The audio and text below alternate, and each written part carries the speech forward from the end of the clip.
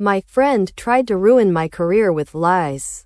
So I used her own words to destroy her reputation. Let me preface this by saying I'm not a naturally vengeful person. I don't like drama. I've always been the keep your head down and do good work kind of person. But when someone deliberately tries to sabotage your career, damage your mental health, and turn your colleagues against you, all while smiling to your face, you're left with two choices: suffer in silence or do something about it. I chose the latter. I, 28F, work as a graphic designer at a boutique creative agency in a mid-sized city. It's a fairly tight-knit team, only 10 of us, and we collaborate closely on brand campaigns, product design, and client identity projects. I've been here for almost 4 years and have worked my way up from junior designer to senior designer through sheer hard work, consistency, and hitting tight deadlines while managing multiple high-stakes projects. Enter Sophie, 29F, fake name. She joined about 2 years ago, initially as a junior copywriter. But she's recently started doing more strategic work and had been trying to climb the internal ladder pretty aggressively. When she first started, we clicked. We'd grab lunch together, vent about the chaos of client work, and even hung out outside the office. I considered her a genuine friend. I confided in her about some personal stuff, namely my recent breakup, some lingering issues with anxiety, and how I sometimes felt burned out by the perfectionism expected in our line of work. In hindsight, that trust was a mistake. A few months ago, I started noticing something was off. Our team meetings became awkward. Comments I made in brainstorms were brushed over. My manager, who used to be quite warm, suddenly felt distant. 2 coworkers who used to chat with me daily were suddenly cold. I chalked it up to overthinking, anxiety playing tricks on me. That is, until a mutual friend from another department, let's call her Jess, pulled me aside one day. "Hey, I don't know if you're aware," Jess began, "but Sophie's been saying some things about you. Like, that you're emotionally unstable, that you've been slipping up on projects, and that you're kind of checked out since your breakup. I thought you should know." I felt like I had been punched in the gut. I knew immediately what was happening. Sophie had weaponized every vulnerable thing I'd ever told her. She was spreading subtle but damaging lies, likely to push me out of the way for a promotion or leadership opportunity. She never said anything outright or provable, just enough to plant seeds of doubt in people's minds. I considered confronting her, but then I thought, no. If she's willing to lie behind my back, she'll lie to my face.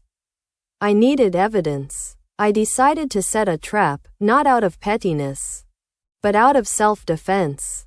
We live in a one-party consent state, so I legally began recording my conversations with her outside formal work meetings.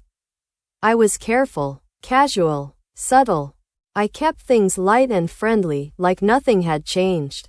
Over the next few weeks, I initiated conversations where I gently steered the topic toward work performance, stress, and client feedback.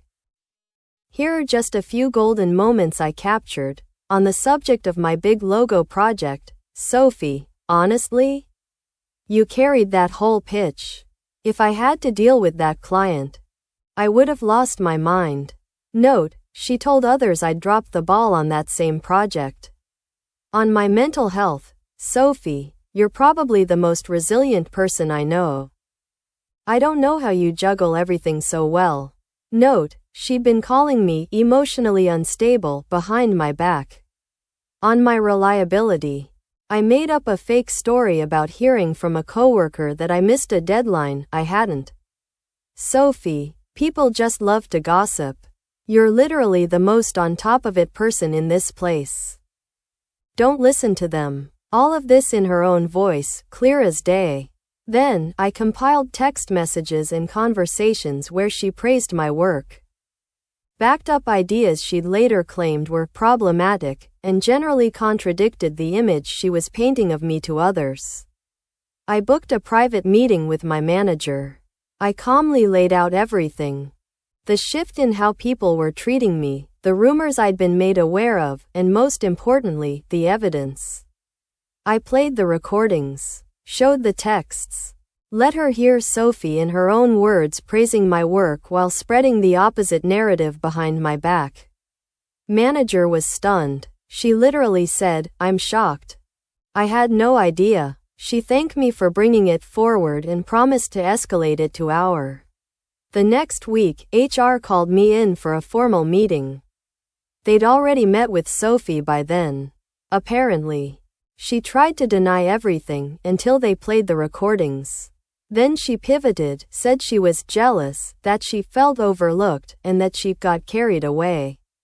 Claimed it wasn't malicious. Just stress and insecurity. She wasn't fired, but she was removed from her team lead candidacy, placed on a performance improvement plan, and moved to a different desk away from the creative team. The trust was broken. And me? I got a formal apology, a private email from my manager praising my integrity, and slowly but surely, the respect of my colleagues back.